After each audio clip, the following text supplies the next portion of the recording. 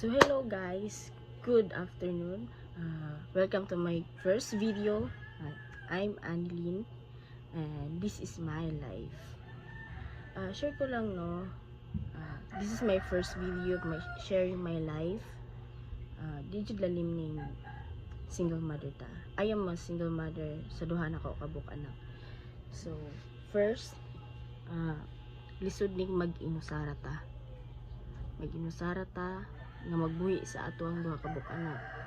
Even though nga naakay sa uban pa na naakay mga partners karon nga mga bag-o nga kanang ka-live in, pero dili sila ang father sa imo ang baby. Lisod jud siya kay imo ang obligation ang imo ang anak, no? Even nga naakay ka-live in. So in behalf sa imo duha ka buok lang obligasyon nimo sa imo ang bana ug sa imo anak. So sa ako karon, ako ang mga anak ang priority. Even though nga na koy like uyab, no? So priority natong mga inahan ang atong mga anak. Based sa akong experience karon sa ako ang pagka single mother, no, dili jud lalim. Sa pagkakaroon nga pigi kayo krisis, grabe ang disgrasya ni mahal ang mga palitunon, korupsyon, patay, no? Sa ako karon situation, dili lalim ang mahimong ginikanan nga ikaw ra isa. Labi na nga wala kay trabaho, wala kay income. Then thankful ra pud ko ni God nga naara pud ko'y pamilya like sa akong sister nga naa sa gawas karon, no? So, pero bisan pag naa kay pamilya, bisan pag naa kay naay ning tabang nimo, dapat dili ka magsalit nila kay dili sila permente diri kanato. Dili sila permente naka behind nato. So naara sila permente sa likod, dili, no? So anytime mawa sila, anytime ma-cut off ang ilang paghatag sa ato, anytime sila modisyon nga dili sila motabang sa ato, no?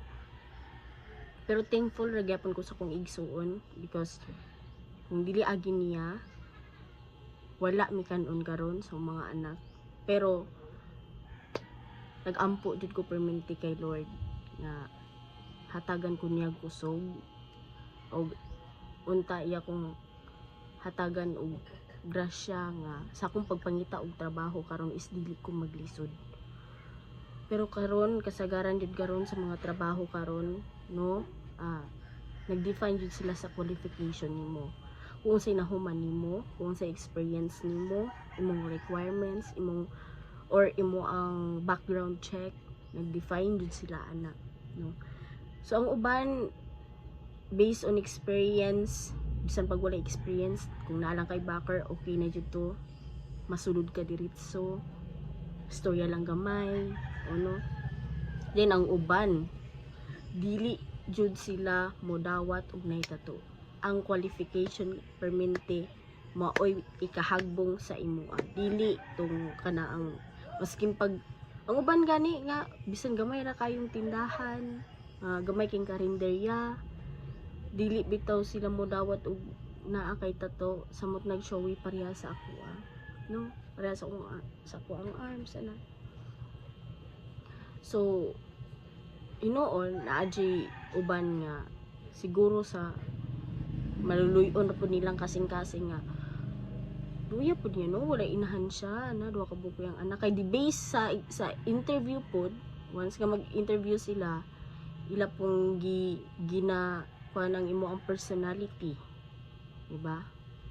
So sa ako amang good nag-thankful po ko nga nakoy part-time before. So karon sa pagkaron wala na jud, lisod jud kay pangitag trabaho karon samot na og dili jud ka, wala jud ka nakahuman. Ako wala jud ko nakahuman, wala ko nakahuman og high school, taman jud ko grade 10, pero nakahuman ko ALS, pero dili jud gihapon siya madawat, no? So ang uban ingon sila nga pasa lang ka resume, application form, ana okay na daw. Pero ila jud gina base is ang undergrad naka-graduate, mo jud na. Maskin inoon sa mga gagmay nga tindahan, sa mga karinderya, sa mga ng kuan, bakery, di naman jud sila mag-base og unsa kang high school ba ka, undergrad ba ka, or graduated ba jud ka. Wala sila nag-base ana. Ang ilang gi-base is experience, pero dili ta ng bakery. Ang uban po nga tindahan, karinderya, nag-base po sila kung naka-experience, no. Ang uban nakay bakor makasulod jud ka, mo jud kasagaran. So sa ako sa akong pagpangita karon mo'y pinakalisod kay ang qualification kasagaran sa mga trabaho nga ako nakitaan samot nang sa job online, qualification nila is dili nila qualified ang naay tato, no.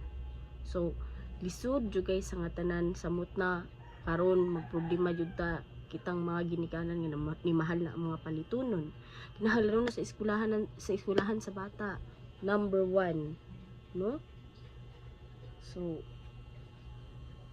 as a mother, dili ra pod nako kaya malantaw sila nga dili nako makaya og hatag nila kung unsay kinahanglan nila. So hopefully nga makita na kog trabaho soon. Sa akong pagpangitag trabaho karon, hatagan kog chance nila nga makasulod ko, no.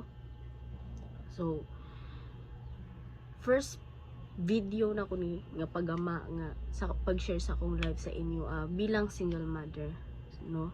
So thank you kayo sa pagpaminaw, thank you kayo sa paglantaw, ug may untag na imulantaw ug nay maminaw, no. Dili man siguro sa pagkakaroon dili pa ni siya kanang dili pa bitaw ni siya listen learn, or wala kay ma-listen learn sa ako mga gipang istorya, pero mga relate jud ka samot na mga ubang ginikanan ng mga single mother.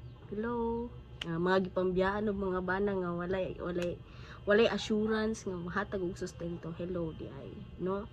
So hopefully kita mga ginikanan mahalo na to mga anak, labi na nga kanang kita ra jud mismo ang maghatag og pagmahal sa ila, no. So thank you sa pagpaminaw ug sa paglantaw. Don't forget to like, share, and subscribe. Click that notification bell base na po ko yung mga upload nga video soon. So bye.